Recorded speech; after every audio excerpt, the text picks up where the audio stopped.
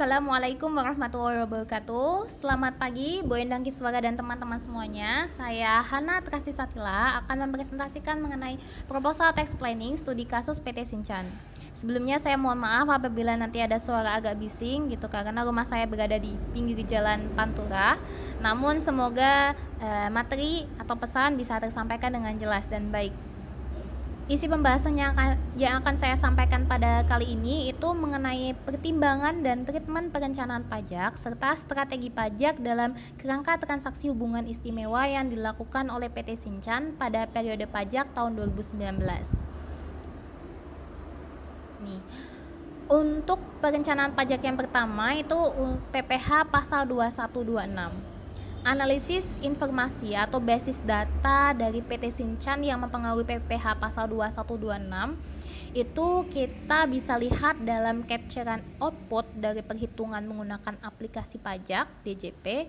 Itu di sini ada list jumlah penghasilan bruto dan jumlah pajak dipotong itu untuk penerima penghasilan dari pegawai tetap, pegawai tidak tetap, kemudian tenaga ahli, kemudian dari wajib pajak luar negeri itu bisa tercapture di sini dan bisa kita simpulkan bahwa jumlah penghasilan bruto itu senilai 892.939.499 sedangkan jumlah pajak PPh pasal 2126 yang kurang disetor itu senilai 150.404.284. Kemudian yang kedua, kita masuk ke pertimbangan perencanaan pajak untuk PPh pasal 2126 PT Sinchan. Yang pertama itu ada dasar hukumnya. Yang kita pakai di sini ada Undang-Undang PPh nomor 36 tahun 2008 tentang pajak penghasilan beserta peraturan pelaksananya yaitu Peraturan Direktorat Jenderal Pajak nomor 31 PJ tahun 2009. Kemudian pertimbangan perencanaan pajak pada tahun 2019 itu perencanaan pajak yang dilakukan oleh PT Sinchan yaitu dengan metode gross up. Metode ini tuh dilakukan dengan cara tidak memotong PPh pasal 21 terutang dari karyawannya langsung, melainkan perusahaanlah yang menanggung beban pajak terutang tersebut. Selain itu, biaya atas tanggungan PPh pasal 21 ini itu sebagai bentuk tunjangan pajak dapat dikurangkan dalam perhitungan laba fiskal sehingga dapat mengecilkan laba perusahaan dan akhirnya dapat mengecilkan PPh terutangnya. Treatment dalam tax planning PPh pasal 2126 ini itu perusahaan menggunakan metode gross up untuk perencanaan pajaknya. Metode gross up ini itu yaitu pajak atas penghasilan karyawan dihitung berdasarkan gaji bersih karyawan ditambah dengan pajak yang telah dipotong. Tunjangan pajak ini dapat diakui sebagai biaya bagi perusahaan. Nah, di sini kita bisa melihat tabel nilai tunjangan PPh pasal 21 PT Sinchan. Ada data nilai tunjangan dan nilai pajak untuk pegawai yang tidak tetap juga. Tuh, data ini itu bisa kita peroleh dari pengolahan data yang diambil dari modul studi kasus PT Sinchan. Kemudian nilai yang kuning ini, nilai tunjangan pajak itu diperoleh dari perhitungan menggunakan kalkulator online PPh pasal 21. Tuh, di situ ada informasi mengenai nilai total tunjangan pajak. Efeknya dalam metode gross up ini jumlah PPh pasal 2126 terutang nilainya sama dengan jumlah tunjangan pajak untuk pegawai tetap ditambah dengan jumlah pajak yang dipotong untuk pegawai tidak tetap. Perhitungan tunjangan pajaknya itu setelah dilakukan perencanaan pajak itu kita bisa lihat di kolom ini ada 91.357.345. Kemudian nilai PPh 21 terutang setelah dilakukan perencanaan pajak itu totalnya ada 149.985.845. Nilai ini itu lebih kecil daripada nilai PPh pasal 2126 terutang sebelum dilakukan perencanaan pajak tanpa menggunakan tunjangan pajak yaitu senilai 150 juta sekian tadi. Hal ini menghasilkan kesimpulan bahwa dengan penerapan tax planning menggunakan metode gross up, itu PT Sinchan berhasil menghemat pembayaran PPh pasal 2126 yang kurang disetornya itu senilai selisihnya itu ada 2.458.439. Next, ada perencanaan pajak untuk PPN periode Desember 2019. Analisis informasi atau basis data PT Sinchan yang mempengaruhi PPN terutang itu bisa kita lihat dari tabel hasil output dari perhitungan PPN perusahaan. Di sini dari informasi yang kita peroleh dari modul studi kasus PT Sinchan, itu di situ ada mengenai informasi data penyerahan dari penjualan barang dan jasa. Itu kan kita peroleh pajak keluaran di situ. Ada macam-macam, kemudian ada data perolehan juga. Perolehan di sini maksudnya pembelian barang dan jasa. Dari situ kita bisa mengetahui pajak masukan perusahaan. Kemudian diperoleh perhitungan PPN kurang atau lebih bayar. Nah, di sini kita bisa lihat di capturean kolom hasil output. Di sini itu pajak keluaran yang harus dipungut sendiri nilainya sebesar 300 juta rupiah. Kemudian pajak masukan yang harus diperhitungkan di sini PM-nya itu senilai 815 juta. Sehingga diperoleh PPN lebih bayar karena PPN masukannya itu lebih besar daripada PPN keluaran. Sehingga PPN lebih bayar itu nilainya sebesar selisih dari keduanya itu 515 juta.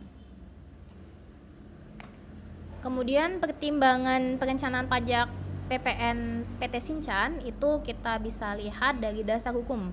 Dasar hukum pajaknya itu ada Peraturan Menteri Keuangan RI nomor 122 PMK 03/2019 tentang fasilitas pajak pertambahan nilai atau pajak pertambahan nilai dan pajak penjualan atas barang mewah, pajak bumi dan bangunan, serta perpajakan atas pembebanan biaya operasi fasilitas bersama dan pengeluaran alokasi biaya tidak langsung kantor pusat. Kemudian juga ada tarif PPN-nya yang diatur di Undang-Undang Nomor 42 Tahun 2019 Pasal 7. Kemudian ada pertimbangan dari yang kedua itu faktor situasi, pertimbangan situasi kondisi PT Sinchan. Berikut ini tuh beberapa faktor yang perlu kita pertimbangkan dalam melakukan tax planning PPN pada PT Sinchan ini. Yang pertama, PT Sinchan sering melakukan transaksi internasional ekspor, impor, barang dan jasa, sehingga perlu dilakukan beberapa perencanaan seperti membuat MOU, Memorandum of Understanding, dengan mempertimbangkan biaya impor yang tidak sedikit.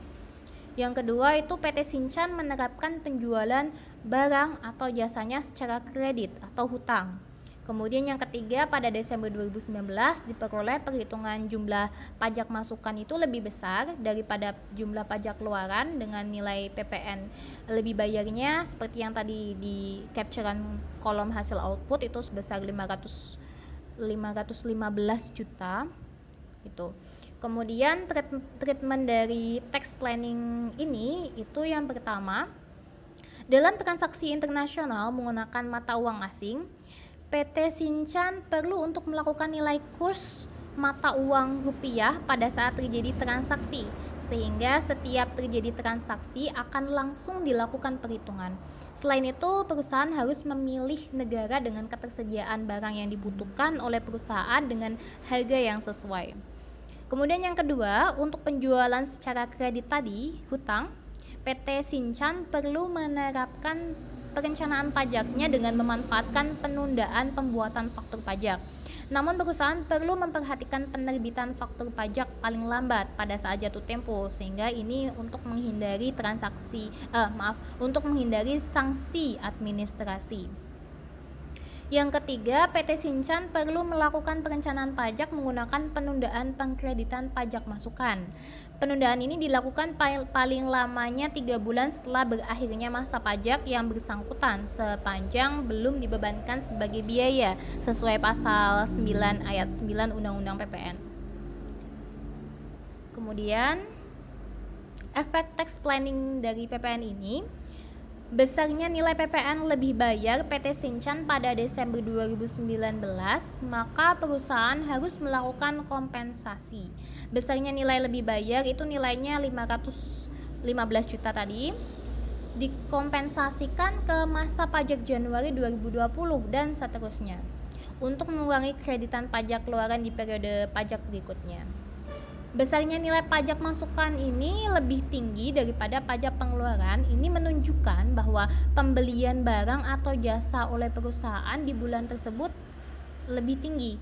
Maka dari itu perusahaan perlu menaikkan omset penjualan pada periode selanjutnya sehingga pendapatan usaha itu bisa meningkat tanpa perlu adanya pembayaran PPN atas penjualan barang atau jasa tersebut karena telah dikreditkan dengan PPN masukan.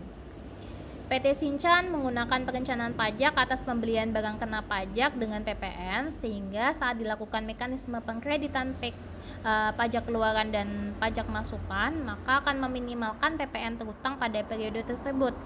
Sedangkan penundaan pengkreditan pajak masukan ini itu mampu meratakan PPN terutang sehingga bisa menurunkan nilai PPN yang lebih bayar.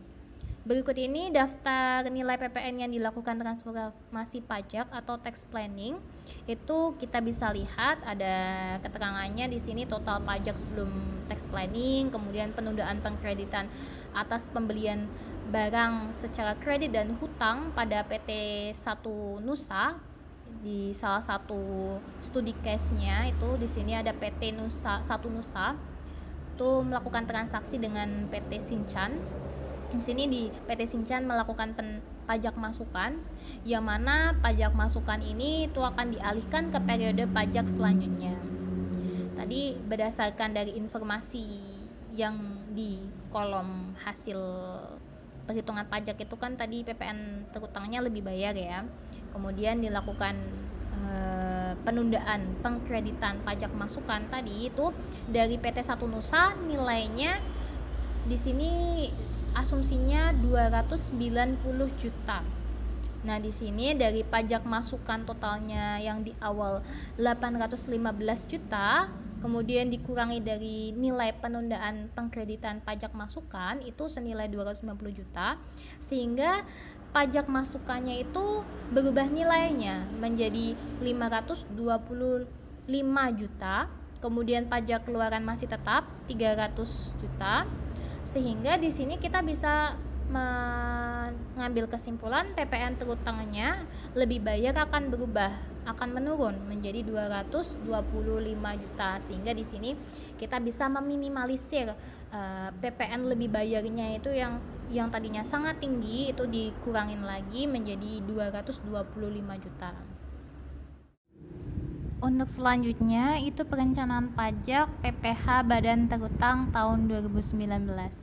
Analisis informasi atau basis data PT Sinchan yang mempengaruhi PPh Badan Terutang. Kali ini setelah dilakukan perhitungan pajak dan penginputan data keuangan ke SPT tahunan perusahaan, itu diperoleh informasi berdasarkan capturean yang sudah saya lampirkan di sini. Itu ada informasi mengenai penghasilan kena pajak atau penghasilan neto fiskal nilainya 24.494.091.000. Jumlah PPh terutangnya di sini ada 6.123.522.750. Jumlah kredit pajak dalam negeri itu ada 191.472.727. Kemudian ada PPh yang harus dibayar sendiri ada 5.932.050.023 rupiah. Kemudian ada PPh pasal 25 bulanan itu ada 1.200.000.000 rupiah, dan PPh yang kurang bayar itu diperoleh nilai 2.732.050.023 rupiah. Selanjutnya itu ada pertimbangan perencanaan pajak PPh Badan Terutang PT Sinjan. Di sini yang pertama ada dasar hukum PPh Badan Terutang, ada Undang-Undang KUP Pasal 1 Ayat 10, Undang-Undang Nomor 28 Tahun 2007 tentang KUP, kemudian dan Undang-Undang Nomor 36 Tahun 2008 tentang PPh. Di sini pertimbangan yang kedua itu mengenai situasi kondisi PT Sincan. Di sini saya mengambil beberapa asumsi.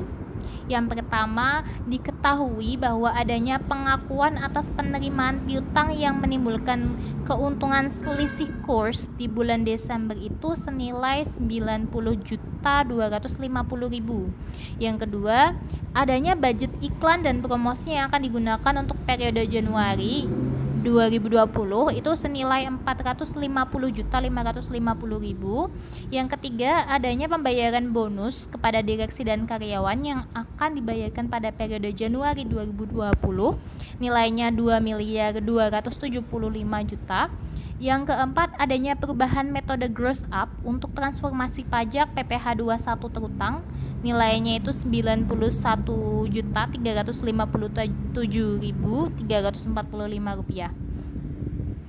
Kemudian treatment tax planning dari adanya pertimbangan mengenai situasi kondisi yang diasumsikan tadi, itu yang pertama, PT Sincan perlu melakukan perencanaan pajak dengan cara menunda transaksi realisasi penerimaan piutang yang menimbulkan keuntungan selisih kurs yang diakui sebagai penghasilan dari luar negeri, itu nilainya yang tadi 90.250.000. Yang kedua, PT Sincan perlu mempercepat biaya iklan dan promosi yang sedianya itu merupakan budget awal tahun 2020 itu diakui di bulan Desember 2019, dipercepat pengakuannya senilai 450.550.000 rupiah. Yang ketiga, PT Sincan perlu mempercepat pengakuan pembayaran bonus tahun 2020 menjadi bonus tahun 2019, sehingga hal ini akan meningkatkan biaya usaha lain-lain yang besarnya 2.275.000.000 rupiah. Dan yang keempat, tunjangan pajak PPh 21 terutang tersebut itu diakui secara fiskal sebagai beban pajak sehingga mengurangi penghasilan usaha perusahaan besarnya 91.357.345 rupiah. Oh ya, ini yang ketiga. Nah, di sini kita masuk ke pembahasan efeknya. Efek dari dilakukannya tax planning atau perencanaan pajak. Dari kolom ini kita bisa mengetahui dari kolom tabel transformasi ya ini ya. Tabel transformasi pajak PPh Badan PT Sincan itu kita bisa mengetahui penghasilan kena pajak sebelum transformasi itu nilainya sesuai dengan outputan hasil perhitungan SPT 24 miliar sekian.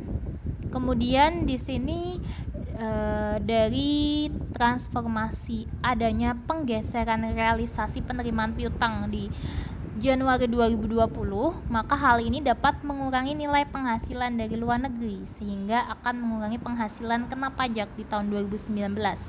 Itu besarnya 90.250.000 dikurangi. Kemudian pengurangan dari peningkatan biaya iklan dan promosi nilainya 450.550. Kemudian pengurangan dari pengakuan bonus 2.275.000.